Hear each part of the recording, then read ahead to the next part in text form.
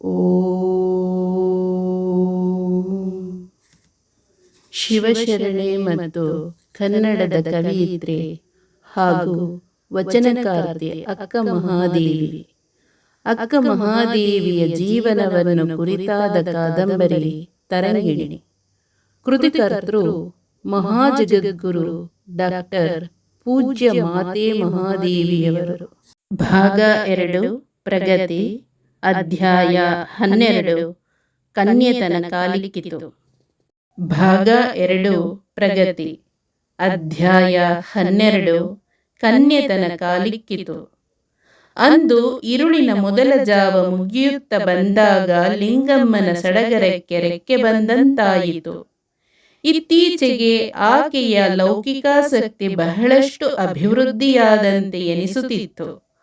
ಆನಂದೋತ್ಸಾಹಗಳೊಡನೆ ಮನೆ ತುಂಬ ಓಡಿಯಾಡತೊಡಗಿದಳು. ಸಂಜೆಯ ಪೂಜೆ ಪ್ರಸಾದ ಮುಗಿಸಿ ಮಹಡಿಯ ಮೇಲೆ ಅಧ್ಯಯನದಲ್ಲಿ ಕುಳಿತ ಓಂಕಾರನಿಗೆ ಬರಲು ಕರೆ ಕಳಿಸಿದಳು. ವಿಸ್ಮಿತನಾದ ಓಂಕಾರ ಕೆಲ ಮನೆಯೊಳಗೆ ಕಾಲಿಕ್ಕುವುದೇ ತಡ ಲಿಂಗಮ್ಮ ಉತ್ಸಾಹದಿಂದ ಹೇಳಿದಳು. ಮಹಾದೇವಿ ಮೈನೆರೆದಳು.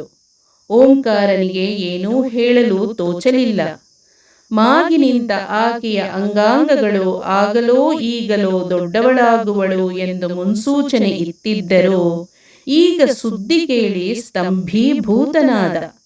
ಮಗಳ ಮನಸ್ಸು ಲೌಕಿಕ ಬಯಕೆಗಳಲ್ಲಿ ಆಸಕ್ತವಾಗಿಲ್ಲ ಎಂದು ಅವನಿಗೆ ತಿಳಿದಿತ್ತು. ಮಾತ್ರವಲ್ಲ, ಆಕೆ ಆಗಾಗ ಮನಸ್ಸನ್ನು ತಂದೆಯ ಎದುರಿಗೆ ಮಾತ್ರ ಬಿಚ್ಚಿಡುತ್ತಿದ್ದಳು. ತಾತ್ವಿಕ ವಿಷಯಗಳನ್ನು ಆಳಕ್ಕಿಳಿದು ಚಿಂತನಗೈವ ಮಗಳ ಸಾಮರ್ಥ್ಯಕ್ಕೆ ತಲೆದೂಗುತ್ತಿದ್ದ.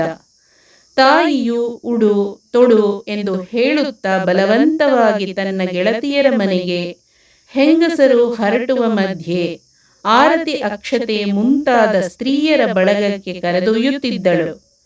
ಕೇವಲ ಬಹಿರಂಗಿಕ ಪ್ರಪಂಚದ ಚಿಂತೆಯಲ್ಲಿ ಮಗ್ನವಾಗುವ ಆಕೆಯೊಡನೆ ಹೆಚ್ಚಿನ ಮಾತಿಗೆ ಮಹಾದೇವಿ ನಿಲ್ಲುತ್ತಿರಲಿಲ್ಲ.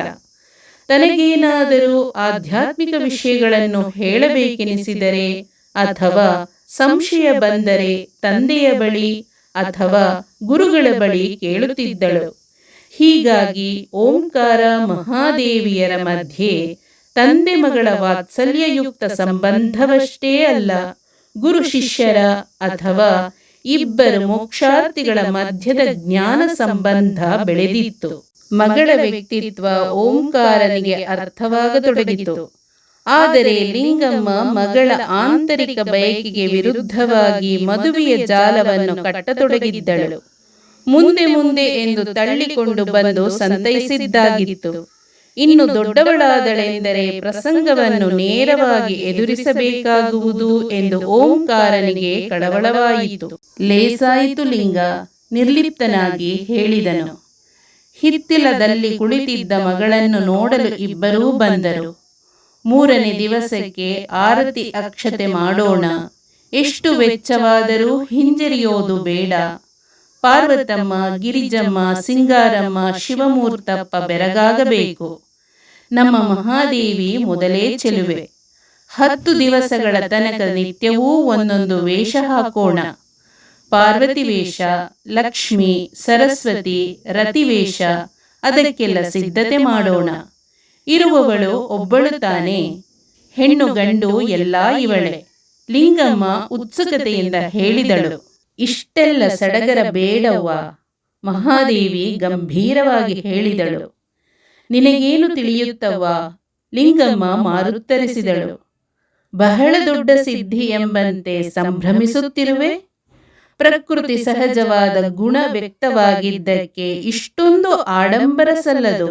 ಕಂಗಳ ಮುಂದಣ, ಕಂಗಳ ಮುಂದಣ ಕತ್ತಲಿ ಇದೀನೋ, ಕತ್ತಲಿ ಇದೀನೋ, ಕಂಗಳ ಮುಂದಣ ಕತ್ತಲಿ ಇದೀನೋ, ಮನದ ಮುಂದಣ, ಮನದ ಮುಂದಣ ಮರವೇ ಇದೇನೋ, ಮರವೇ ಇದೇನೋ.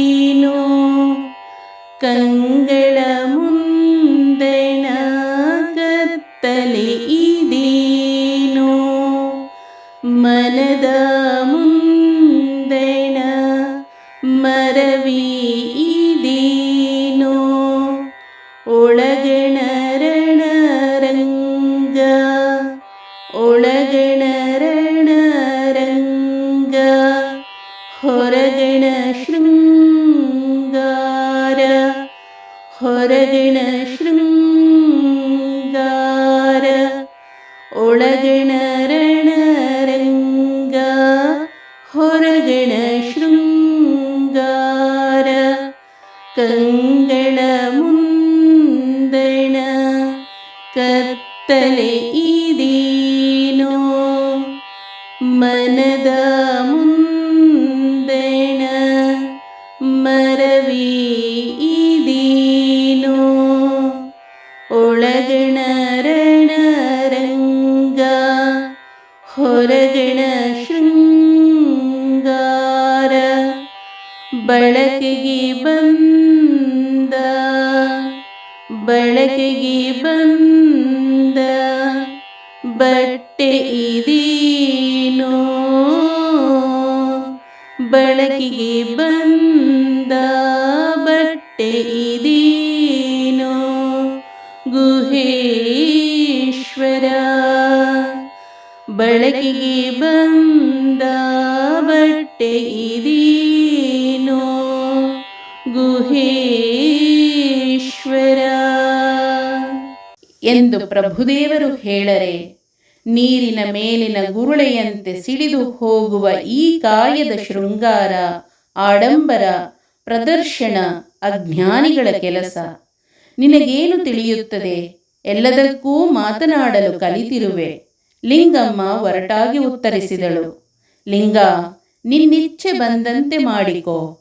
ಆದರೆ ಮಹಾದೇವಿಗೆ ದೀಕ್ಷೆಯಾಗಬೇಕಾದುದು ಮೊದಲ ಕಾರ್ಯ. ಅದು ಪೂರೈಸಬೇಕು. ಓಂಕಾರ ಹೇಳಿದ.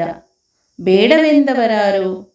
ಗಂಡನು ಒಪ್ಪಿಗೆ ಇತ್ತುದಕ್ಕೆ ಆನಂದವೆನಿಸಿತ್ತು ಆಕೆಗೆ. ಈಗಾಗಲೇ ഇരുಳಿನ 2ನೆಯ ಜಾವ ಆರಂಭವಾಗುತ್ತಿದೆ. ಈಗಲೇ ಮಠಕ್ಕೆ ಧಾವಿಸುವೆ. ಗುರುಗಳಿಗೆ ವಿಷಯ ತಿಳಿಸಿ ಬೆಳಗಿನ ಜಾವದಲ್ಲಿ ದೀಕ್ಷೆ ಕೊಡಿಸಲು ಅನುವು ಮಾಡೋಣ. ನಮ್ಮ ಧರ್ಮದ ಪ್ರಕಾರ ಶೂದ್ರತ್ವ ಭಾವದಿಂದ ಹೊರಗೆ ಕೂಡ್ರಿಸಬಾರದು. ಅಲ್ಲದೆ ದೀಕ್ಷೆಯಾಗದೆ ಒಳಗೆ ಬಳಕೆಯನ್ನೂ ಮಾಡಕೂಡದು. ಅಂತೇ ಆಗಲಿ. ಮಠಕ್ಕೆ ಹೋಗಿ ಬನ್ನಿರಿ. ತಾಯಿಯ ಸಂಭ್ರಮದಿಂದ ಮಹಾದೇವಿಗೆ ವಿಷಾದವಾಗಿದ್ದುದು ನಿಜ. ಆದರೆ ತನಗೆ ದೀಕ್ಷೆಯಾಗುವುದೆಂಬುದನ್ನು ಕೇಳಿದಾಗ ಹೃದಯ ಪಕ್ಷಿ ಆನಂದದ ಗರಿಬಿಚ್ಚಿ ಹಾರತೊಡಗಿತು. ದೀಕ್ಷೆಯನ್ನು ಪಡೆಯುವ ಹಲವು ಕಾಲದ ಹಂಬಲ ತುಂಬಿ ನಿಲ್ಲುವ ಸುಯೋಗ ಬಂದುದಕ್ಕೆ ಉಳಿದೆಲ್ಲವನ್ನು ಮರೆತಳು. ಅಂದು ഇരുಳಿಡೀ ಅದೇ ಕನಸನ್ನು ಕಾಣತೊಡಗಿದಳು. ಓಂಕಾರ ಮನೆಯಾಳು ಸಿದ್ದಯ್ಯನ ಜೊತೆಗೂಡಿ ಮಠದ ಕಡೆ ಮುನ್ನಡೆದ. ಗುರುಲಿಂಗ ದೇವರು ತಮ್ಮ ಪೂಜೆ ಪ್ರಸಾದದ ನಂತರ ಹರಳೆಣ್ಣೆಯ ಸೊಡರಿನ ಬೆಳಗಿನಲ್ಲಿ ವಚನಗಳ ಅಧ್ಯಯನ ನಡೆಸಿದ್ದರು. ಗುರುಗಳ ಅಪ್ಪಣೆ ಪಡೆದು ಒಳಗೆ ಸಾಗಿ ನಮಸ್ಕರಿಸಿದ. ಅವೇಳೆಯಲ್ಲಿ ಆಗಮಿಸಿದ ಓಂಕಾರನನ್ನು ಕಂಡು ವಿಸ್ಮಿತರಾದ ಗುರುಗಳು ಬಂದ ಕಾರಣವನ್ನು ಅರಿತರು. ಬೆಳಗಿನ ಮೊದಲ ಜಾವದ ಶುಭ ವೇಳೆಯಲ್ಲಿ ದೀಕ್ಷೆ ಮಾಡುವುದು ಒಳ್ಳಿತೆಂದು ಹೇಳಿ ಸಕಲ ಸಿದ್ಧತೆಗಳನ್ನು ಮಾಡಿಕೊಳ್ಳಲು ತಿಳಿಸಿ ಶಿಷ್ಯನಾದ ಶಿವಯೋಗಿಯನ್ನು ಪೂಜೆಗೆ ಅಣಿಮಾಡಿರಿಸಲು ಓಂಕಾರನೊಡನೆ ಕಳಿಸಿದರು. ಓಂ ನಮಃ ಶಿವಾಯ.